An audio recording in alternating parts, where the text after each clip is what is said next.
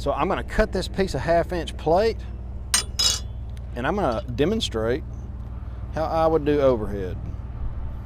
Just so you know, whiteout's awesome, it won't burn off. And for all the safety police, I'm gonna wear my gloves. You gotta wear your gloves, it's safety. Safety first. Hey guys, hold the camera up straight there, Jose. Today, I've got a question in the comments about overhead welding. Todd is having trouble with his overhead. And I told him I would help him any way I could, and this is me helping him, and it's gonna help everybody else for the rest of the time this video's on the internet. This is what I've learned through the years. This is me trying to help you. So hit the like button if you wouldn't mind, I would appreciate it.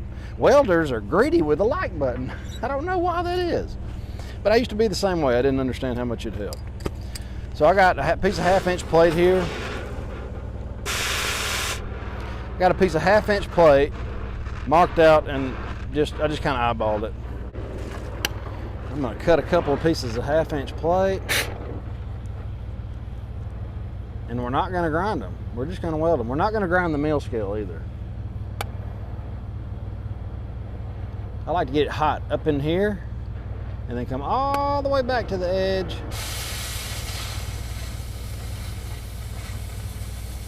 Just cut.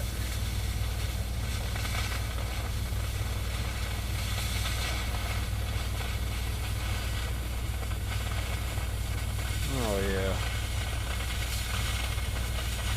Get a little closer, Jose. Other side. Other side.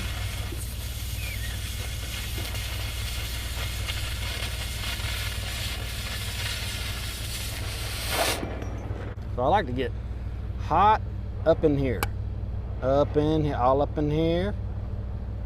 And when you get all this kind of good and hot, I like to come all the way back, all the way away from the plate, and start your oxygen right now, and then come into it.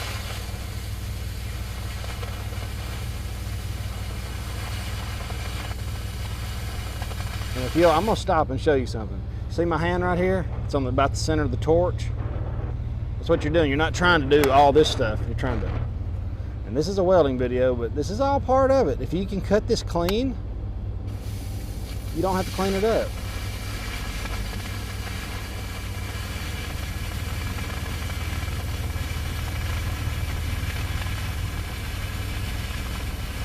That is a triple aught tip.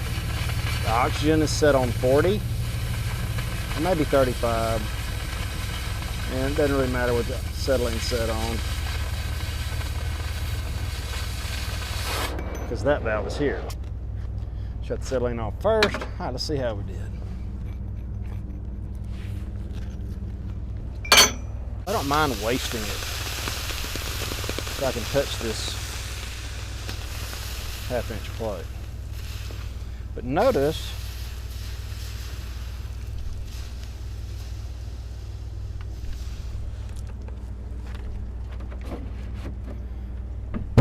there's no slag on it hardly. I mean, you really don't even have to hit that with a file. Not that we have a file handy. Just, it's ready to weld. I'm not grinding nothing.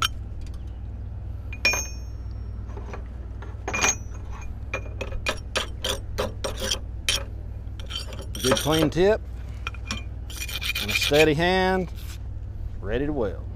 All right, now we're gonna put this, I guess we'll just make a T-joint like so. Tried to make them short so you could kind of see what I was doing, but I'm gonna tack the ends, and then I'm gonna put this thing on overhead just for you guys. And quick tip, before you go do anything overhead, button your shirt up. I know it sounds simple, and I wish I had a button up here. I do, but it's broke.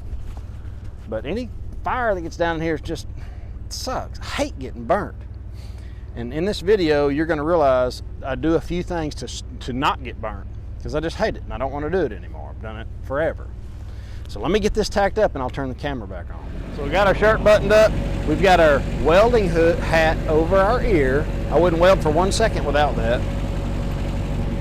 Got a pancake. We're outside, keeps the sun out from getting behind me. We're gonna take this plate that's not grinded on. Should have heard the heat I got about that. You gotta grind the mill scale off. We're gonna get in our dry rod box here. That's a 20 millimeter rod can with dividers. It doesn't hold a whole box per, but this one holds a whole box. This one will hold a whole box, you know. But I've got these dividers in it because I use so many different ones. This is 1/8, you know. And Todd was welding with 332 7018, so that's what we'll use in the demonstration. These are the easiest of the 17s to run. This is the smaller the rod, the easier and more forgiving. Here's a few of these.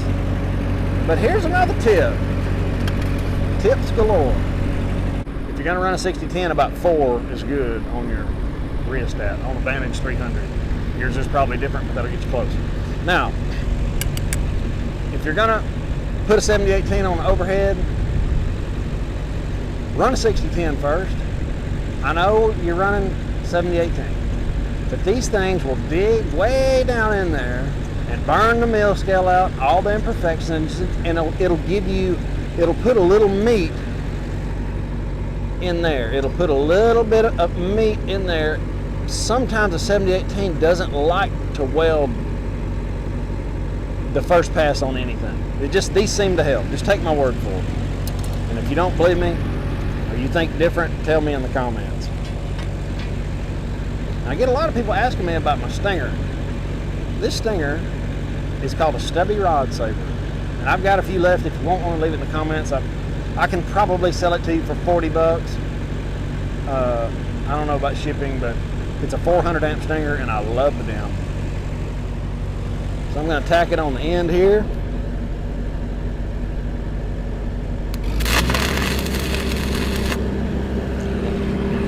All right, here's another tip. Anytime you tack something on this end's gonna raise up a little bit, so smack that down.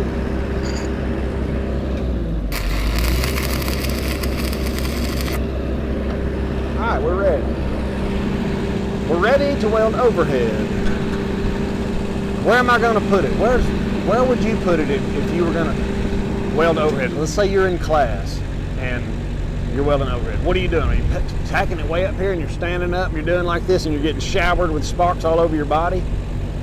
Probably. That's what a lot of people do. Here's what I want you to do is get down low. If you'll get down low, you're gonna have to weld low anyway. You're gonna have to weld in all kinds of different positions. But if you'll get down here and put your knee, I prefer to put mine on my foot. When I squat down to weld anything, I put my knee on my foot. It keeps my knee off the mud and the dirt and the rocks and everything else. And I got used to it and I do it every time. And I'm kind of positioned, you know. Now I need somewhere for my arm to go. Because you got to be steady. The biggest tip that you're ever going to learn about welding in any position is getting comfortable. You have to be comfortable or you're not going to be able to do it. And if you're stretched out standing up with nothing to hold on to, you're going to be, fire's going to be all over you. I'm getting burned up. You don't want to do that. So if you get down here, the only thing that's going to get burnt is this, and probably not even that, because you'll be able to stay away and you're trying to get out from under it, but you can still see it. You'll see how I do it. So I'm going to get a piece of angle iron. I'm going to pull this table out just a little bit. And I'm going to get right here, and I'm going to put that piece of plate right here where I can get right up under it, and that fire's going to fall in here, and I can even get back here if I want to. So let me get it set up, and I'll turn the camera back. That'll be good. Make it easy on yourself.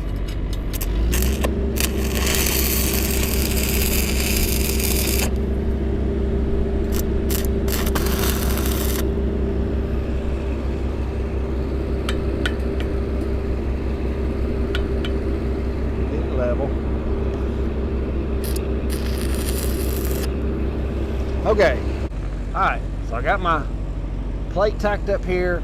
I'm really comfortable. I'm away from it. It's not gonna get all over my head and neck and everything because I've got it down. And it could be down a little more, but I'm trying to get it to where you can see what I'm doing. And instead of welding straight in like this, I'm going to get it to where I can bend my rod. You can bend these rods anywhere you want to.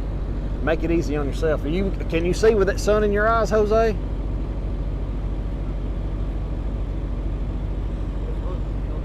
Alright. So, we're trying to stay out of the fire. And you're just going to put just a little bit in it, okay? Just enough. Burn the imperfections out, meal scale, whatever.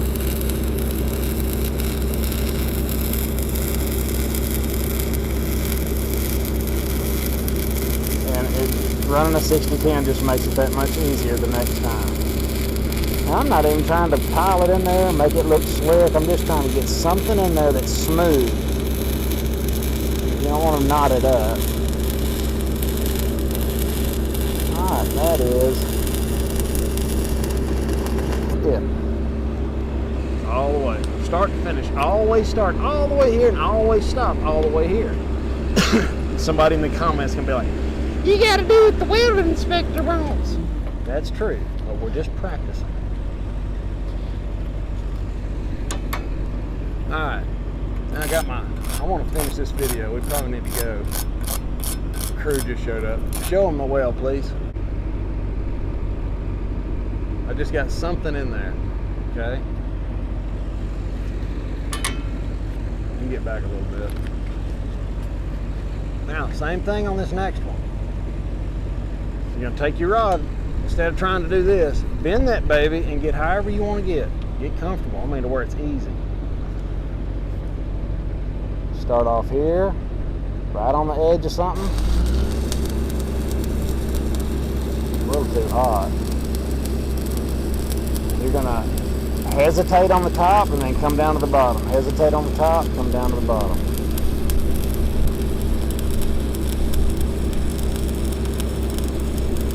Because gravity, you let it work for you. Don't try to fight it.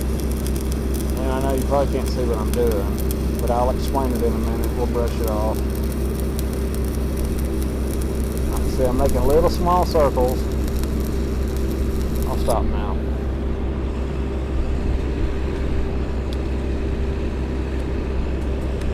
All right, come in here.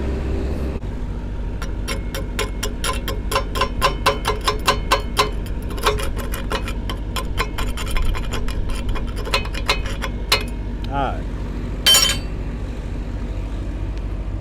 so that's the first pass,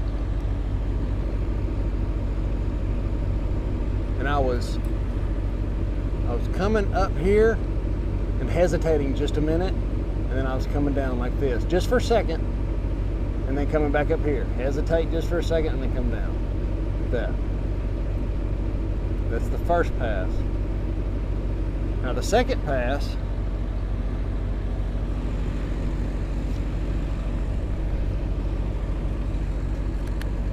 same difference. We're going to put a really quick stringer bead at the bottom, and we're not going to move it at all. We're just going to do a little tiny slick little bead at the bottom. And my travel speed's going quite a bit faster.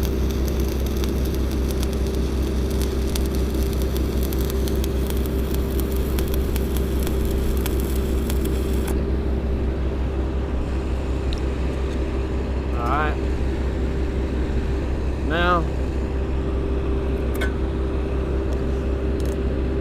shouldn't have to use a chipping hammer. That second pass, I'll just pop right off there. All right, show it to them. So all I did was just hold my rod in there. I just held it right in there and went just real smooth, kind of fast, just about like that. And not all the way on it. You try not to long arc it, but just be off of it just a little bit. Now I'm going to put one on the top, and we got to get to work. The crew just showed up. Same difference. Long arcing just a little bit.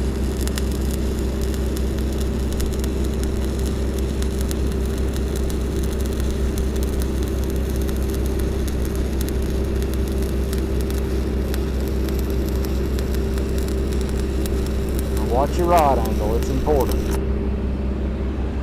And that's what it ought to look like. I don't have my file handy, it got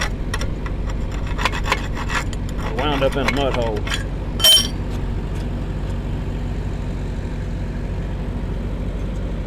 That's what it ought to look like. It really looks, that picture doesn't do it much justice. We really need to buff it off.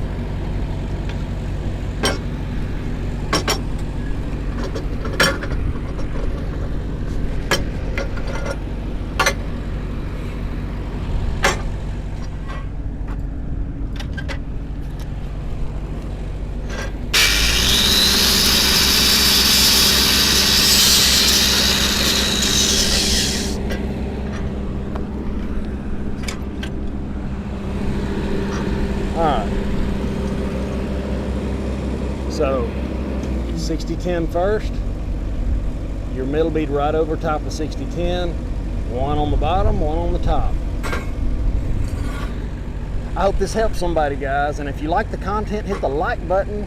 I will be making more videos. It has been wide open at work and I haven't been able to make any videos. Jose says later. Later.